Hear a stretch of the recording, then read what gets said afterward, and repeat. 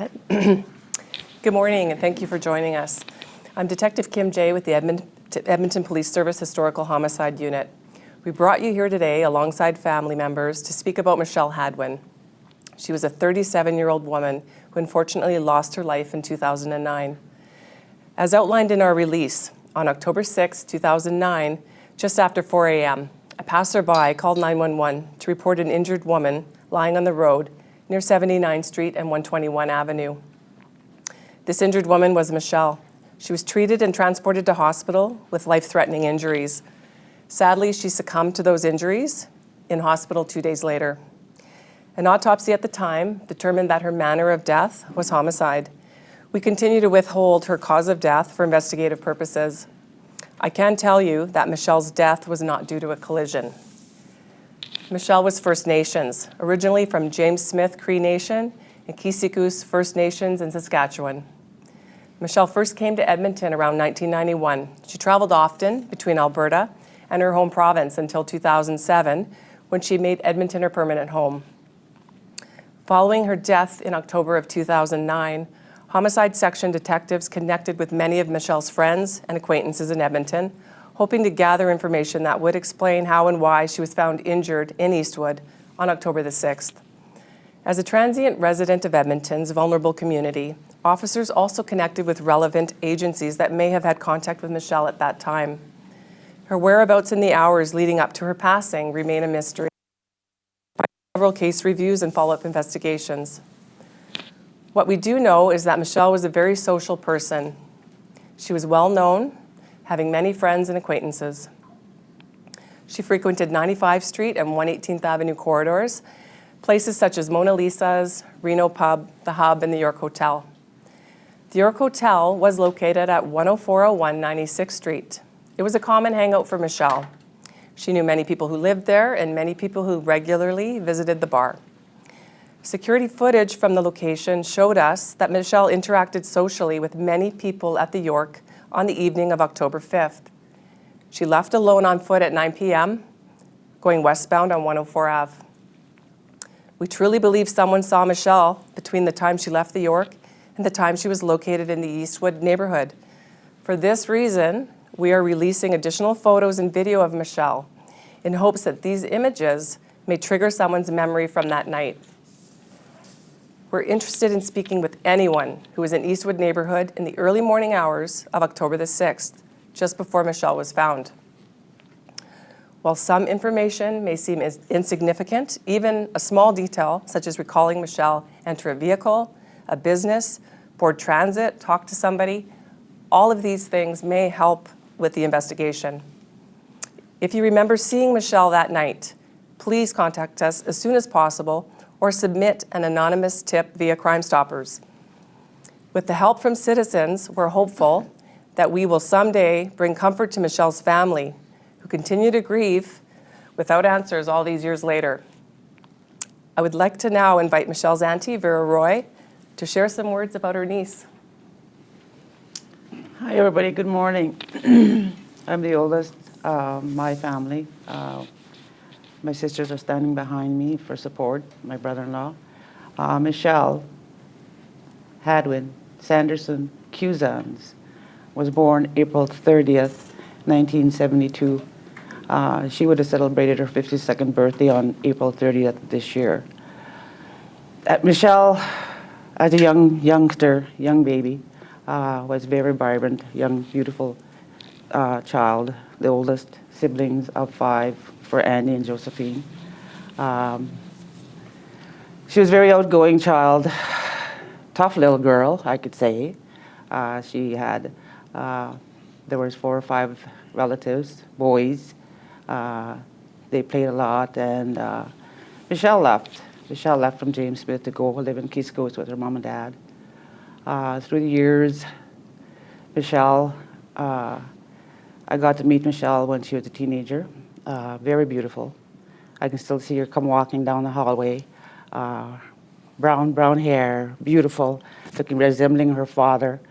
The next time, when Michelle was being in her later as an adult now, being in and out of the institutions. But I I believe, as a mom, grandma, great-grandmother, that we should all be treated as such, as one human being, regardless of the lifestyle we live. Michelle will always be near and dear in my heart.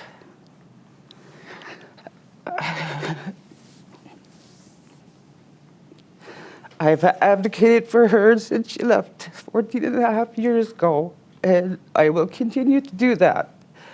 We live far away from, we live in Prince Albert, Saskatchewan, and every year, her birth date, the day of her death, and memories of Michelle will always be with us as a family. She's in the statistics of murdered and missing Indigenous women across Canada, and I want to know that I want people out there to please come forward if they can. Help us bring justice for Michelle, and we do this. I humbly ask you all, whoever, just a little bit, even if a little bit of information can give us, so we can have some justice for Michelle. It's been a long time coming. If I lived in Edmonton, I'd be on the streets every day advocating for her, trying to find more and more who's seen her, what did she do, you know. She left us a long time ago, but in my heart, I know that somebody's out there that can help us solve this unsolved murder.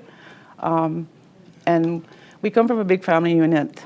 I've always advocated for murder and missing Indigenous women, and I will continue to do that until my last breath.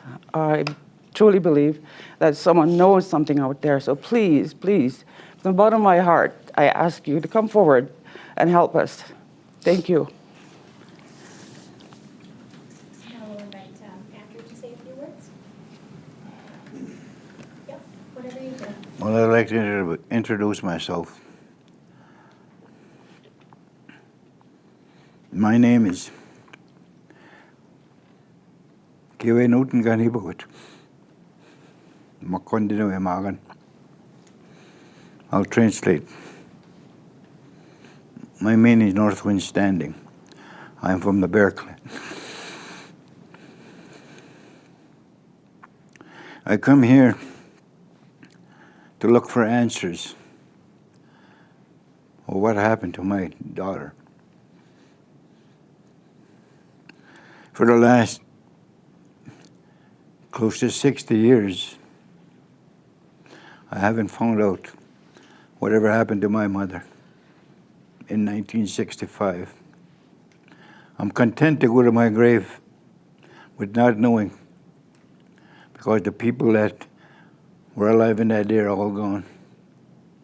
But I believe today there is somebody out there that can help in finding closure for our families, so we can live in peace and let my daughter rest in peace. Those are the things I want. Find that human dignity and come forward, because we're all people, we're all human beings.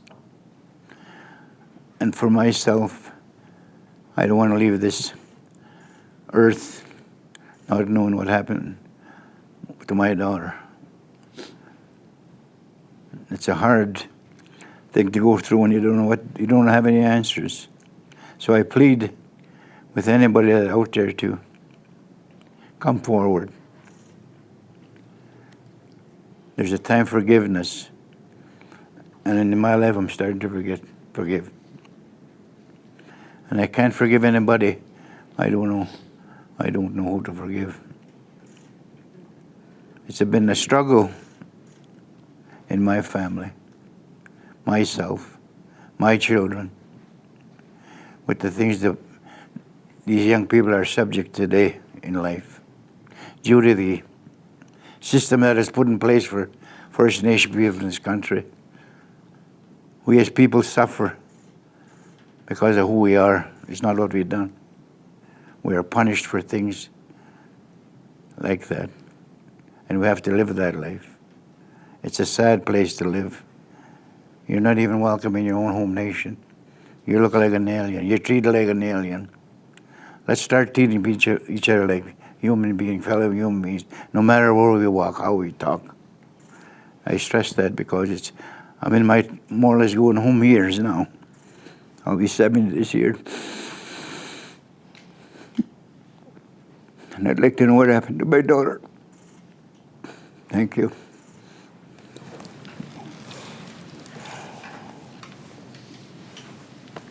And I'd like to invite them, do you have questions? Back there, you're welcome to step up to the mic. If you could please just say your name and what outlet you're from, perhaps Vera and Andrew, if they feel comfortable, will answer some questions. Laura Crow, City News. Just a clarification question first for Detective. You do know the cause of death? I do know the cause of death. Can I'm you just not sharing it. can you further elaborate why you said for investigative reasons, but can you elaborate a little bit more why you're not disclosing it? It's just based on an investigative decision, and I just feel by elaborating, I could be disclosing things that I don't want to do today. This investigation, I guess I could add that this investigation is still open, so I have to be very cognizant about not compromising the integrity of the investigation. And so, unfortunately, my plan coming here today was to just try to reach out to the public to bring information in, not the other way around. It's just not time for that. Maybe at a later date I could, but because the investigation is active, it's quite common where the cause of death isn't released. And I do have a question for the family as well. Can you just express to me how it makes you feel knowing that Edmonton police are continuing to search for answers 15 years later? At least there's hope out there. All we got is hope. I would like to commend the Edmonton Police. From the time that Michelle passed, I've been in contact with many detectives, police officers within the service of Edmonton, and I really like to commend them for doing such a thing. I've never let this go, and I continue to work with Edmonton Police Services, whoever that may be, and I applaud them for not giving up on this unsolved murder of our niece, Andy's daughter, Michelle, and the people all involved with the Edmonton City Police. I really, truly amazing. I really, truly commend for all the work that they've done thus far. I've reached out to their Simpi and Moose Jaw and all sorts of things. I've been in the background doing my own thing. I'm not going to let this go. We need to have some form of peace and justice. Let Michelle rest in peace. And until this time, when we do have justice for Michelle, you know, I forgive. I've forgiven whoever has come and done this to Michelle. And we just need to continue on advocating and not let this be silent anymore. Because we live in Saskatchewan. Andy, the dad, lives in Yorkton. My sisters and I live around James Smith. We live in Prince Albert. So, like I said, I keep advocating in the background with the police officers. So I'm grateful for that. Thank you. This is a question for Detective Jay. I'm just wondering if this is a case where a new technique like genetic genealogy or something like that might come into play, or is DNA not really something you can rely on here? DNA is a factor I'm relying on here, I will tell you that. And it's something that it's an ongoing exploration. So we're always looking at the forensic exhibits with the lens of today's technology. So that is something that I am looking at with this investigation. And just to follow up for Michelle's father, if I could. Sir, you had mentioned, I believe, that you lost your mother under tragic circumstances as well. You lost your mother? Yeah, Yes, I lost my mother Was she in a victim of 1960. homicide as well, or? Homicide? Well, they had an inquiry, and there was a lot of stories about, a lot of people were taken in, and somehow they squashed the inquiry at the time. It didn't really matter to people, eh? So that was Michelle's grandmother then? Yes, that is Michelle's Okay. grandmother, yeah. Okay, thank you. Hi there, it's Cabby Melly Theron with Global News. I'll start with the question for the detective. Just as a clarification question as well. I know Michelle, at least according to the release, I know it said that Michelle was found lying on the roadway by a passerby. Do we know if if the incident happened taken place in that location or if she was perhaps brought to that location. And that's something, again, I'm not going to answer that question just because of the integrity of the investigation. Okay.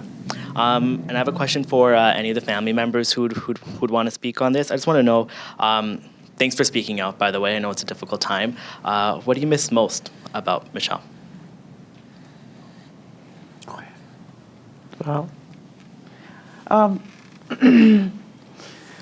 like I said, Michelle, very outspoken person, very beautiful, young lady. The time with Michelle that we did spend with Michelle was she was going into her adulthood, and we got to know her for a brief time. And she moved to Edmonton. She'd bring her back to Prince Albert. We'd run into her again. She'd come and visit for a bit. She was very outgoing, very outspoken, and very rambunctious young lady, I tell you that. She's very small, petite, but that was Michelle. She was a very outspoken person. Hi there, I'm Paige from CBC. This is a question for the family. I may have missed it, but which nation or which community is Michelle a member of? Which nation is Michelle from?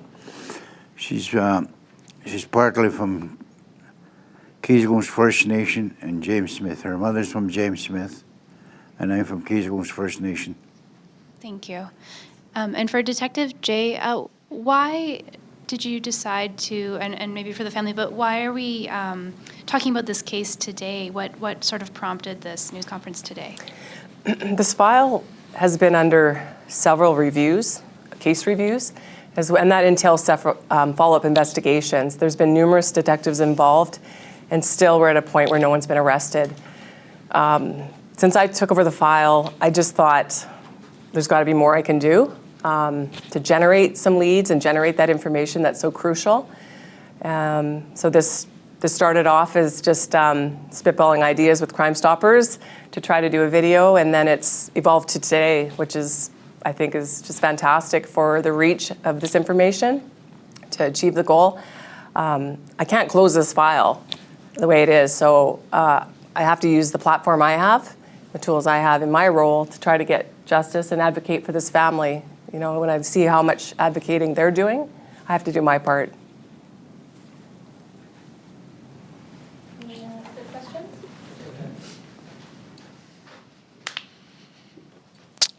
Any persons of interest? If so, how many? And I'm not going to disclose that today. Okay.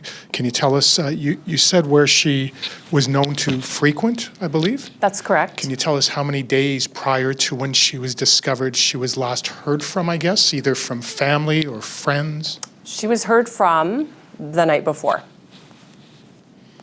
And that's why that period of time, I'm just trying to get more information about that period of time, or even her time at the York Hotel. So we have video where she's at the York Hotel. We have identified numerous witnesses and interviewed them, but I want to reach out and maybe trigger that memory with that video of Michelle and the patrons there, because maybe there's more information. We know that sometimes people don't come forward. This will show them that this investigation is still open, and trigger their memory, get them to come forward, or anyone that was in the area where she was located. Without telling us how many people of interest, if there are any, have there been people who have declined to speak with you about this case? Not since I've been involved. Okay. Was she in a relationship? She was not in a relationship.